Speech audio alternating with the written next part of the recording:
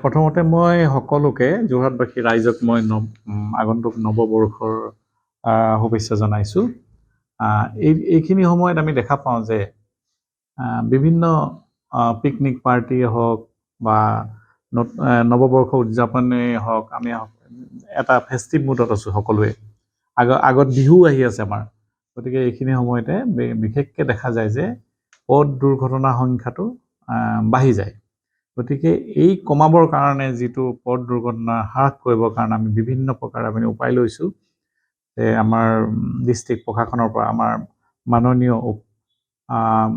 আয়ুক্ত মহোদয়ে আমাক বিভিন্ন প্লেন বনাই দিছে, যাৰ লগত আমি জইণ্ট চেকিং কৰি আছোঁ, পুলিচৰ লগত কৰিছোঁ, এক্সাইজ ডিপাৰ্টমেণ্টৰ লগত কৰি আছোঁ।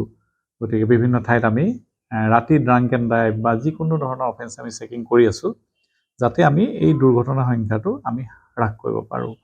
সকলো ৰাইজকে মই আহ্বান জনাম যাতে এইখিনি সময়ত বা যিকোনো সময়ত তেওঁলোকে বাহন চলাওঁতে সুৰাপান কৰি বাহন নচলায়, যাৰ কাৰণে তেওঁলোকে হয়তো 4 মাহ পৰ্যন্ত জেলো হ'ব পাৰে, 10,000 টকা ফাইন হ'ব পাৰে। গতিকে এনেকুৱা ধৰণৰ কামৰ পৰা বিৰত থাকে আৰু গাড়ী চলাওঁতে মোবাইল ফোন ইউজ নকৰে।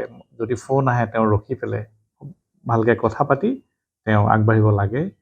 আৰু এই স্কুটাৰ মটৰচাইকেলৰ 2জন আৰোহীয়ে যদি থাকে, 2জনে হেলমেট পিন্ধিব লাগিব।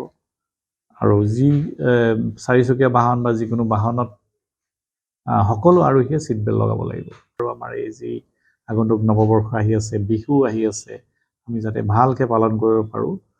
কোনো ব্যক্তিকে মই সমাজৰ বিভিন্ন পজিশ্যনত থকা বা ঘৰতে বা ষ্টুডেণ্ট সকলোকে মই আহ্বান জনাইছোঁ যাতে এই যি হেলমেট লগাব লাগে, দুচকীয়া বাহনৰ আৰোহীসকলে বা ছিট বেল্ট লগাব লাগে, তেওঁলোকে যাতে মনত পেলাই ফেষ্টিভেল ছিজন যিটো আৰম্ভ হৈছে, তাত যাতে আমি হাঁহি ফূৰ্তি কৰাৰ সময়ত যাতে কোনো বিষাদ হ'ব নালাগে। এই বাহন চলোৱাৰ ক্ষেত্ৰত সকলোকে মই আহ্বান জনাম, পৰিয়ালৰ সকলো সদস্যই যাতে তেখেতলোকৰ ক'ত যাব লগা হ'লে হেলমেট পিন্ধাটো মনত পেলাই দিয়ে আৰু একদম হেলমেট পিন্ধাটো বাধ্যতামূলক কৰিব লাগে। তেওঁলোকে গাড়ীত উঠা আগে আগে তেওঁলোকে ছিট বেল্ট বাধ্যতামূলকভাৱে ছিট বেল্ট লগোৱাৰ ব্যৱস্থা কৰিবলৈ যাতে মনত পেলাই দিয়ে, মই সকলোকে আহ্বান জনাইছোঁ। আৰু এই যি আগন্তুক আমাৰ নৱবৰ্ষ আহি আছে, আগন্তুক আমাৰ বিহু আহি আছে, সকলোৰে বাবে যাতে সুখময় হয়, মই তাকে প্ৰাৰ্থনা জনাওঁ ভগৱানৰ ওচৰত।